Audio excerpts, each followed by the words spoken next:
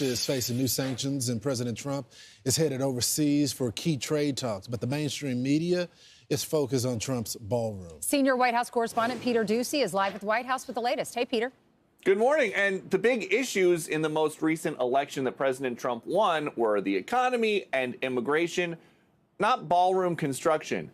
And yet, the ballroom, and first of which will probably be several questions about this today, I imagine.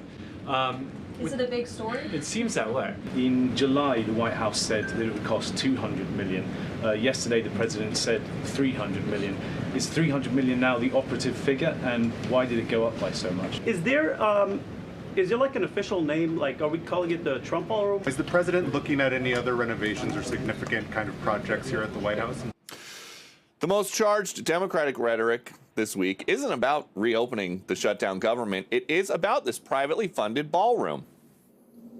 He's found time to demolish the east wing of the White House so that he can build a ballroom where he can be celebrated as if he was a king. People's House is basically being sold to the highest bidder. Yeah. It is corruption at its core. Donald Trump is literally destroying the People's House. Some of the country's biggest companies are putting money down for the ballroom, including Amazon and Meta, and President Trump says he's going to pitch in the rest. So all donor money and money that we put up, we've raised.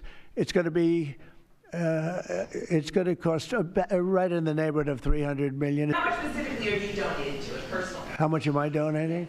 I won't be able to tell you until I finish, but I'll donate whatever's needed. I'll tell you that.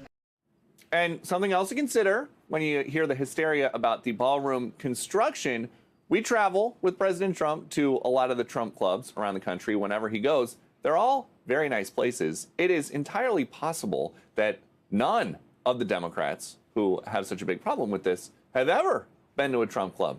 Back to you.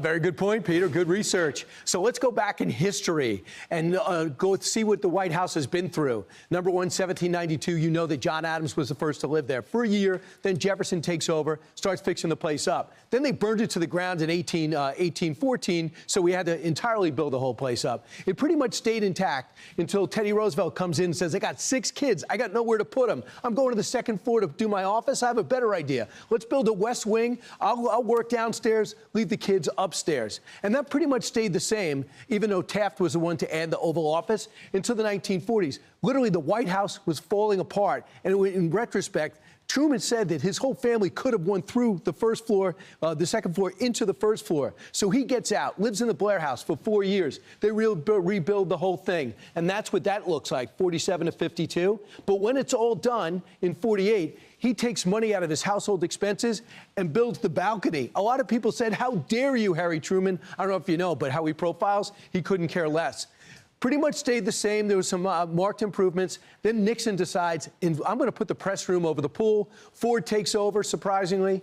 He says, I'm going to put a pool in the backyard. There he is looking at it. And then famously, we have a basketball court, thanks to President Obama. They make changes. People kind of liked it, the People's House. This president is getting this all sponsored, so it's not going to cost the taxpayers anything. He says, if we have a problem, come up with the $300 million, I'll take it out of my own pocket and I'll finish it off. But the outrage is because in the beginning of construction, there's often destruction. Has anyone out there who's expressed outrage ever been through a construction project where your neighbors or family did? At first you rip down, then you build up. What a history lesson.